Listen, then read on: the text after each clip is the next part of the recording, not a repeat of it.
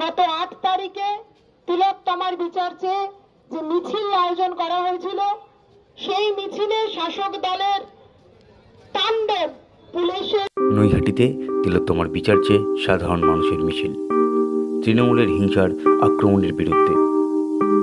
গত 28 সেপ্টেম্বর 2024 তৃণমূলের সংগঠিত হামলার প্রতিবাদে 12 সেপ্টেম্বর এক প্রতিবাদ মিছিলের আয়োজন করা হয়েছিল। সীতারাম ইয়েচুরির মৃত্যুর কারণে এই প্রতিবাদ মিছিল আজ শোক মিছিলে পরিণত হল।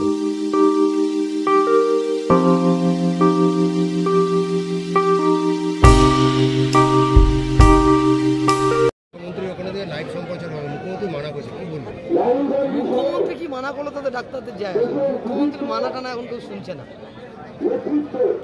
মুখ্যমন্ত্রীর মানা করে এখন আর কেউ শুনছে না। মুখ্যমন্ত্রী এখন পরিত্রাণ খুঁজছেন, এখান থেকে পাবেন না। কারণ খাদ্যমন্ত্রী জেলে গেছে, শিক্ষামন্ত্রী জেলে গেছে, স্বাস্থ্যমন্ত্রী জেলে যাওয়ার অপেক্ষা। আরজিকরের যিনি হচ্ছেন রোগী কল্যাণ সমিতির চেয়ারম্যান আছেন ডক্টর সুদীপ্ত রায়, তার বাড়িতে শ্রীরামপুরে আজকে সিবিআই হানা। আমি তো বললাম আপনাকে, এক এক করে সব আসবে। এই সুদীপ্ত রায় থেকে শুরু করে উত্তরবঙ্গ লবির ডাক্তার থেকে শুরু করে বিনীত গোয়েল সবাই আসবে, যে কারা কারা প্রমাণ লোপাটে জড়িত ছিল। এবং শেষকালে মাথা আসবে স্বাস্থ্যমন্ত্রী, মানে মুখ্যমন্ত্রী। তদন্ত কি ঠিকঠাক হচ্ছে? দেখুন, সেটা নিয়ে আমি মন্তব্য করবো। তদন্ত ঠিকঠাক যাতে হয় তার জন্য তো লোকের রাস্তায় নেমেছে। এবার বিচার না নিয়ে কেউ ছাড়বে না, বিচার দিতেই হবে। সিবিআইয়ের উপর আস্থা রাখছেন? দেখুন, সিবিআইকে বাধ্য করতে হবে। আস্থা রাখছি বলতে পারছি না। সিবিআই প্রমাণ দিতে পারেনি বলে, কাগজপত্র দিতে পারেনি বলে অনুব্রত মণ্ডলের মেয়ে ছাড়া পেয়ে গেল বলে, হ্যাঁ মানিক ভট্টাচার্য ছাড়া পেয়ে যাচ্ছে বলে, এদের প্রতি আস্থা না, এদেরকে বাধ্য, সিবিআইকেও বাধ্য করতে হবে। আমরা সিজিওতেও যাবো। কোথায় কি মনে হচ্ছে কেন্দ্রের ভূমিকা একটুখানি হচ্ছে? দেখুন, সেটিং তো আছে। আরএসএস এর প্রধান মোহন ভাগবত বলছেন রাজ্য সরকার যা করবে তার প্রতি আমাদের আস্থা আছে। আরএসএস হচ্ছে বিজেপির আস্থা, সেটিং তো আছে।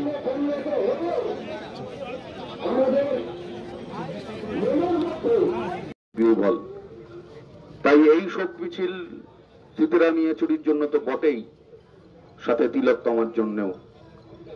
আর সেই ঘটনার প্রতিবাদ করতে গিয়ে নৈহাটির সাধারণ মানুষ, নৈহাটির ছাত্রছাত্রীরা, প্রাক্তনীরা, অভিভাবকেরা, শিক্ষকেরা, তারা যে অসভ্যতার শিকার হয়েছে, সেই অসভ্যতার বিরুদ্ধে কোন যদি ক্ষমতা থাকে এই প্রতিবাদকে আপনারাও বন্ধ করে দেখান। কমরেড সীতারাম ইয়েচুরি লাল সালাম, কমরেড সীতারাম ইয়েচুরি অমর রহে।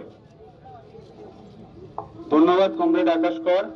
জেলা যুবর পক্ষে ইতিমধ্যেই কমরেড সম্পাদক সপ্তর্ষিদেব বলেছেন।